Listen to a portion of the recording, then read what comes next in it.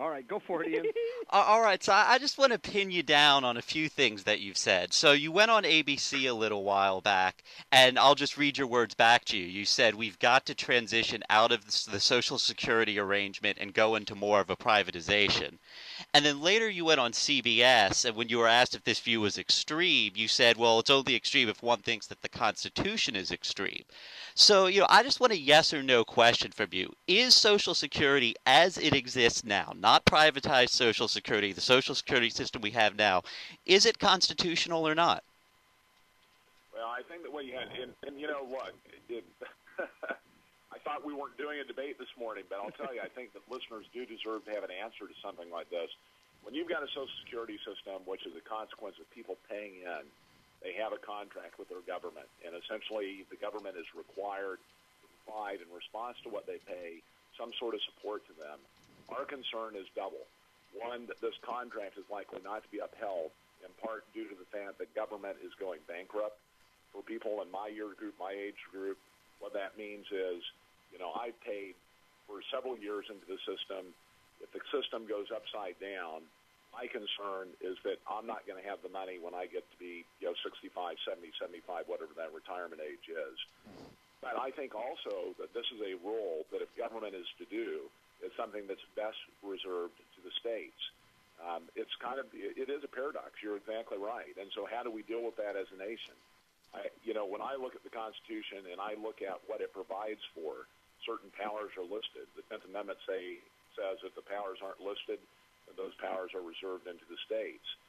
So it is a quandary. I think that your listener is, I doubt if he has a listener in Washington, D.C., by the way, Bob and Mark. Well, we're worldwide, Joe. What's that? I said we're worldwide. Worldwide, yeah. All right. We're on the net. So, yeah, exactly. Yeah, next time we're probably going to get a call from Africa, right? Yeah. Well, but I think the bottom line, Joe, is that you could either. I've told my kids this thing, Social Security, don't even look at it. Don't rely on it. Don't rely on it. Don't expect it to be there when you grow up. Don't worry, blah blah blah.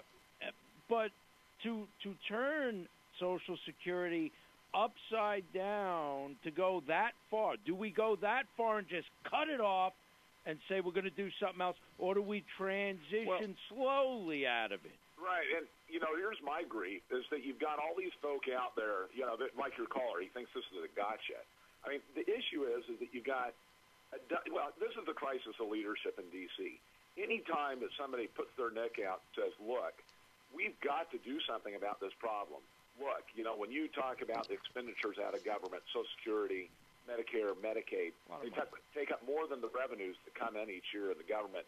But, if you say reform and Social Security in the same sentence, first we're going to lie to the public and say you want to kill Granny. Mm-hmm. And when my parents, and we've made this point before, I think even on your show, when they're receiving as their primary source of income Social Security, we know that just is not the case.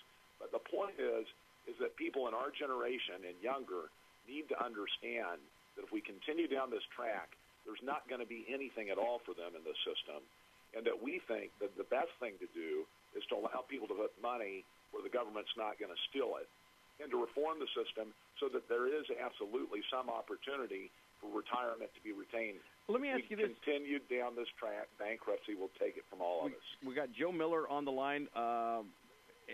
Do you think there's a probability, should Social Security run out, all right, and I'm just saying hypothetical here, that there would be massive lawsuits against the U.S. government for people like myself that say, hey, listen, you stole all my money. I invested put in tens of thousands of dollars over the lifetime of my employed career depending on this money. Now you're telling me it's not there? Someone's going to pay. Yeah, well, if it doesn't get paid, it's because we're bankrupt. So I'm not sure how it's not good money in a lawsuit if you're suing somebody bankrupt or some entity bankrupt. But, just print some more because they'll just claim. That's the point. I mean, this trust fund is empty today. You're saying when it runs out. I mean, frankly, it's getting paid on the good faith and credit of the United States anyway, because that trust fund is full of IOUs. And I've said this several times that this is a private pension plan, and the custodian took that money and used it somewhere else, the custodians would be in jail. And yet we got our government doing exactly that. The money went into a trust fund. It's been used to pay for all sorts of other stuff. And actually now, that's adding to our deficit. But so it is a broken system. It also runs deep. You got the government entity, but Wall Street runs a lot deeper than that, Joe, as far as I'm concerned about ripping off Americans. I mean, we got to do something to Wall Street. You can't let them run rampant, the Goldman Sachs of the world and all these other people who, I might add, most of these guys are still employed by the government now. Look, I'm not suggesting that everybody toss their money into Wall Street. I'm suggesting that I ought to have the opportunity as a private investor, as a private individual, to put my money where I want to put it for retirement. If that means I want to buy gold stocks or buy bullion or to do something else with it, I should have the right to do it. It's my money. Mm-hmm. Why is the government saying I got to do X, Y, and Z with it? Okay. Ian, that's fair enough. Does that answer your question? Well, just a quick follow-up. So, again, you said that Social Security is something that should be reserved totally to the states, that, the federal government should not be involved in Social Security. So I just want to, again, clarify what you're saying here. You are saying the system we have now where the federal government provides a guaranteed retirement program is not constitutional. Well, I think that he wasn't listening very closely to what I said. When you have a contract, which is essentially what the government has gotten into by its exercise of power in this area, you've got two parties. They both have, one has obligations and commitments, the other is expecting some sort of payment in response to it.